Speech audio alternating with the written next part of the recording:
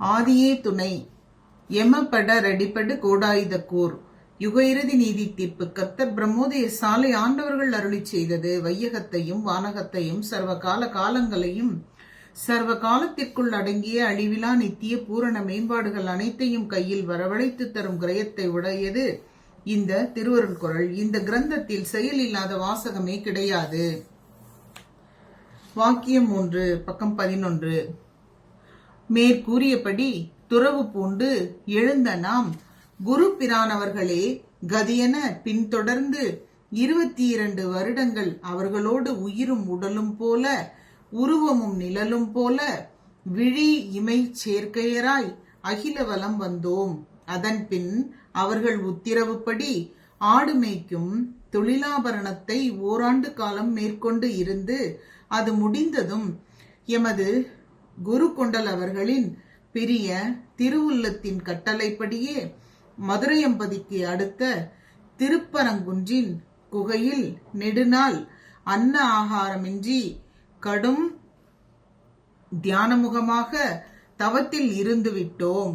அவ்வாறிருந்து இக்கலிப்பவகர உலகத்தை துண்டாடி புது உலகம் புறப்பிப்பான் வேண்டி பேரருள் ஆயுதங்களை சத்திய யுக பரிசு தேவ சன்னதங்களாக பெற்று ஆசீர்வாத கங்கணமும் பூண்டு பூர்த்தியானதும் சர்வ வேதங்களுடைய உயிராதிக்க பதவிகளையெல்லாம் பூரணமாக எம் இதயாசனத்தின் கண்ணே நிரம்ப பதிப்பித்து எம்மை வாளறிவிவிட்ட எமது நிறையறிவு குடிவரத திலக பிரானவர்கள் இட்ட கலங்காநிலை நலங்கேடற்ற ஆக்ஞையின்படி எமது கையில் நிறைந்து எழிலோங்கி நிற்கும் சர்வக்கியத்தன்மையின் நிரந்தர மகிழ்ச்சியை சாதி மத வேற்றுமையின்றி மனுக்கோலம் எடுத்த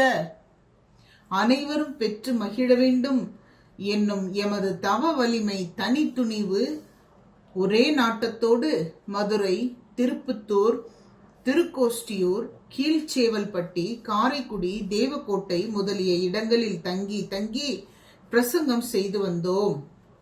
அது காலத்திலே அங்குள்ள மக்கள் பால் ஆடம்பர உல்லாச வாழ்க்கையும் நாகரிக வெளி மினுக்கு பாடும் அதிகமாக மலிவுற்று ஞான வாழ்வில் லட்சிய உணர்வே இல்லாமல் இருப்பதைக் கண்டு அந்த ஊர்களை எல்லாம் விட்டு கடைசியில் மானாமதுரைக்கு அடுத்த ராஜகம்பீரத்தில் வந்து தங்கினோம்.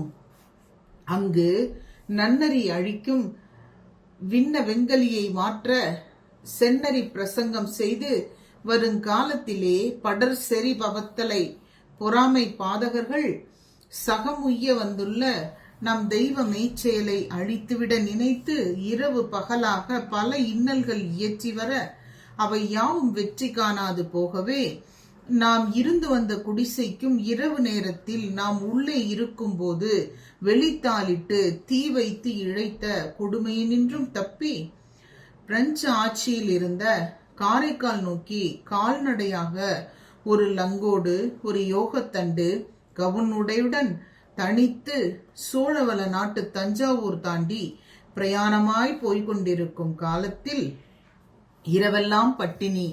காலை இளநேரம் ஒரு ஏரிக்கரையில் ஏறி மறுபுறம் இருந்த மடையின் பக்கம் இறங்கி பசி கொடுமையால் ஏதாவது ஊரோ வீடுகளோ தெரிகிறதா என்று பார்த்த வண்ணம் நடக்கும்போது எம் உள்ளத்தில் ஒரு எண்ணம் வந்தது.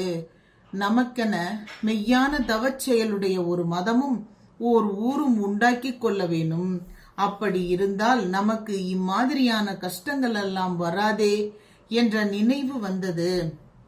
பசியால் வருந்தி அனாதையை போல் நாம் போய்கொண்டிருந்த அந்த நேரத்தில் கட்டி கிடக்கிறது குட்டிச்சோறு, கணா காணுகிறது மாட மாளிகை கூடகோபுரம் என்று சுலோகம் சொல்லுவார்களே, அந்த மாதிரி அல்லவா நாம் நினைக்கிறோம் என்ற நினைப்பும் வந்தது.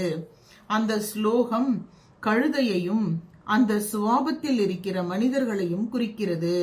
அவர்களால் இந்த காரியம் முடியாததுதான். ஆனால் நம் கையில் சர்வ சாட்சியாக சர்வஜ பொருள் யமன் அஞ்சுகின்ற ஆயுதமல்லவா இருக்கிறது.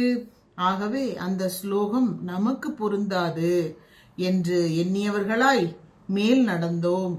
இவ்வாறு மேவலி சாலை ஆண்டவர்கள் நமக்கு அருளி செய்துள்ளார்கள். நமஸ்காரம்.